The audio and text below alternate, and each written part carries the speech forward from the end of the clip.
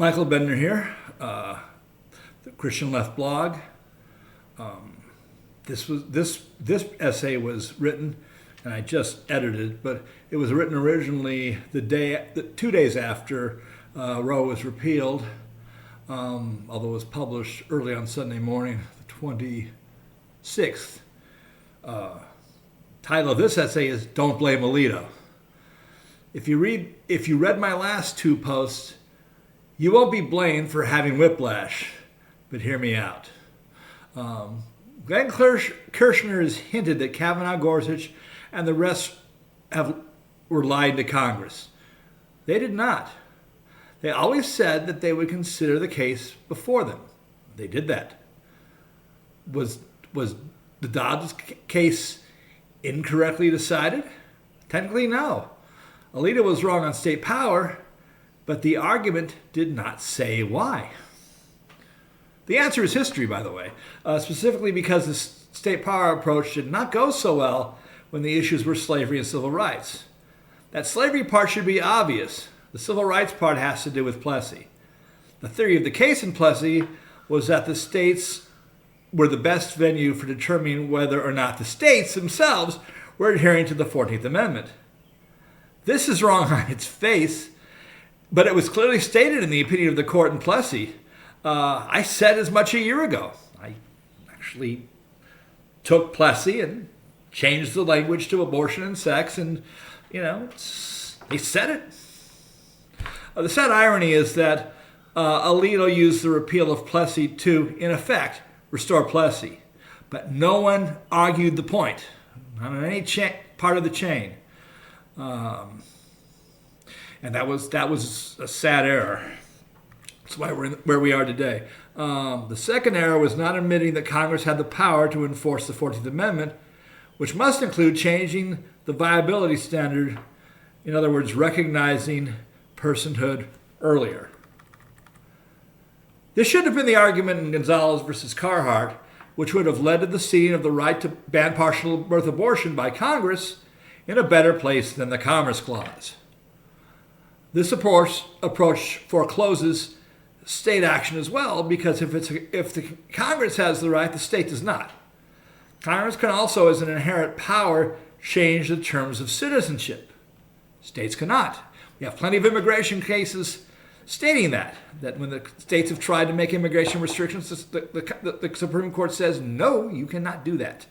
So the third error was arguing the case based on women's rights. While this is affirming, it was never a good idea. The better approach would have been to concede that viability is the correct legal standard because it is the ability to be born, making the unborn a seat of rights as if they were already born. This concedes assisted viability as well, although there is never a requirement that the assist be provided. In other words, if a child can be born and survive it at 22 weeks, you can have the child be born, but you don't have to put it on life support. Just like you don't have to put old people on life support or accident victims or me. It is an optional medical decision. This approach pretty much gives up the right to late-term abortion by any other method save induction. Induction has to be allowed, however, because no one has the right not to be born. There's no right to stay in the womb. This also allows for fetal hospice and for believers the baptism of the child, which some people are really into. I guess they don't trust God to be just. The last error by counsel was not to concede the unborn may have rights, but having Congress recognize them is problematic.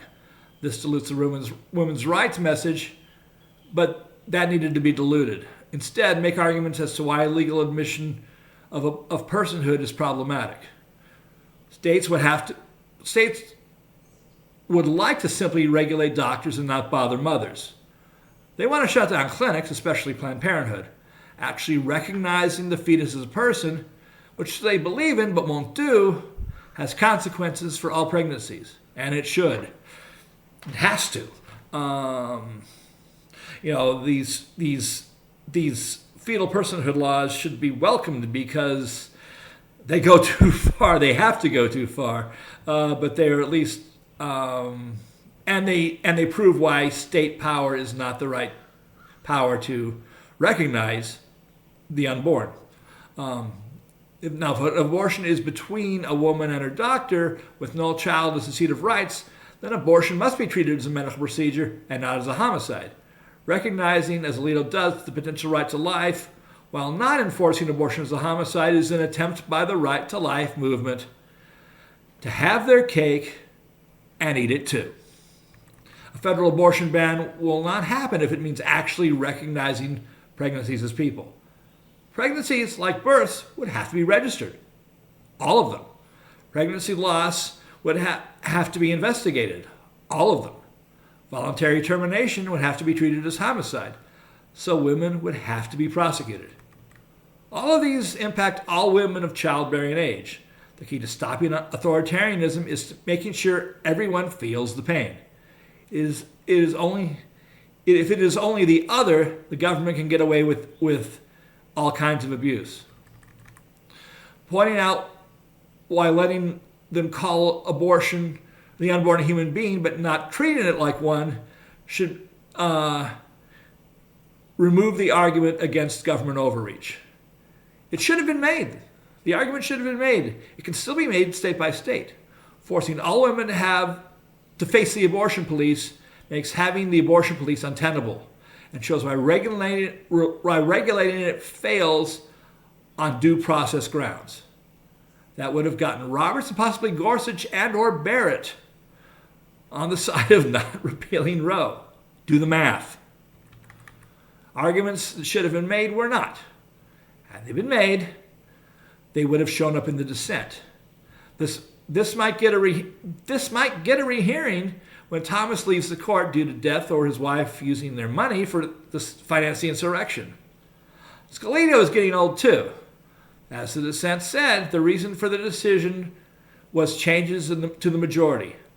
Some things change back, sometimes sooner than we think. Getting a rehearing is easy. Perform an illegal abortion and use the above reasons to get an appeal. Instant standing.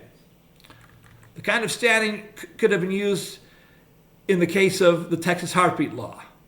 Good thing it was not. The third-party enforcement tool with bounties for reporting is not novel. It is used to catch tax cheats and polluters all of the time.